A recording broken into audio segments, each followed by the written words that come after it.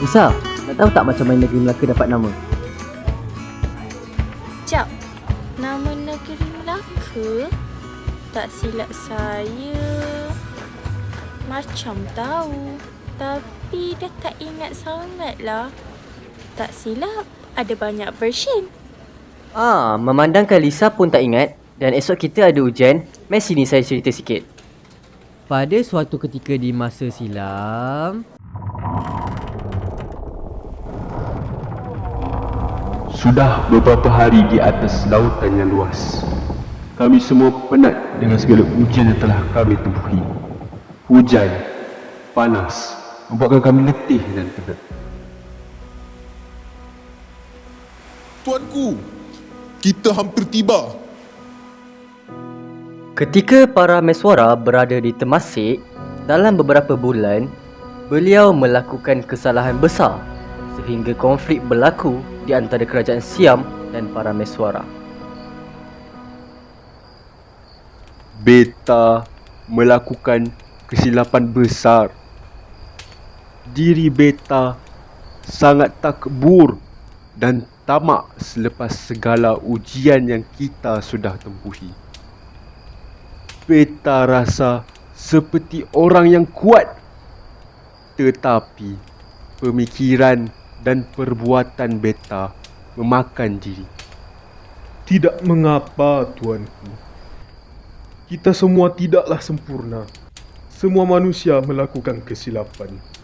Tetapi, akibat pembunuhan Temagi, kita semua perlu melarikan diri sebelum tentera Siam menangkap kita. Setelah lari dari Temasek, para Meswara bersama anak kapalnya berundur ke Muar, lalu meninggalkan Muar untuk meneruskan perjalanan ke Sening Ujong. Kemudian, mereka berlayar meninggalkan Sening Ujong dan sampai ke muara Sungai Bertam. Akhirnya, sudah 2 minggu kami berteduh di Sungai Bertam. Tapi, patutkah tempat ini menjadi tanah kerajaanku?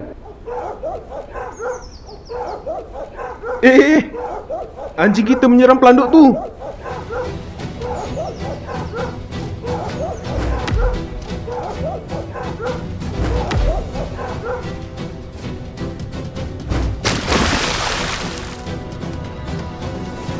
Wah, hebat sungguh pelanduk itu.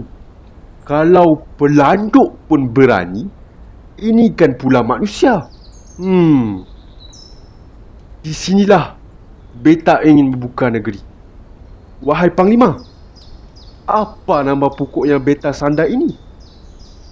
Ampun, tuanku. Nama pokok ini adalah pokok... Tapi, bukan nama negeri Melaka ada banyak sumber tu. Betul. Ceritanya macam ni. Araba, oruk kilo masalah benum. Inta urup peana. Engganatala amalaka no solrom. Maksudnya, pokok pertama yang tumbuh di alam semesta. Kalau dari sumber Arab pula, Mada? Amalaka? La, nahnu nakul malakat. Ila, amalaka tanasari. La, malakat ya akhi. maksud dari sumber Arab pula, perhimpunan segala dagang. 相处阿圣奴尼苏正技术正有马来西亚是苏然。 Macam itulah ceritanya. Yes, saya rasa saya dah bersedia untuk ujian esok. Oh, terima kasih Fikri. Sekarang saya dah faham untuk ujian esok.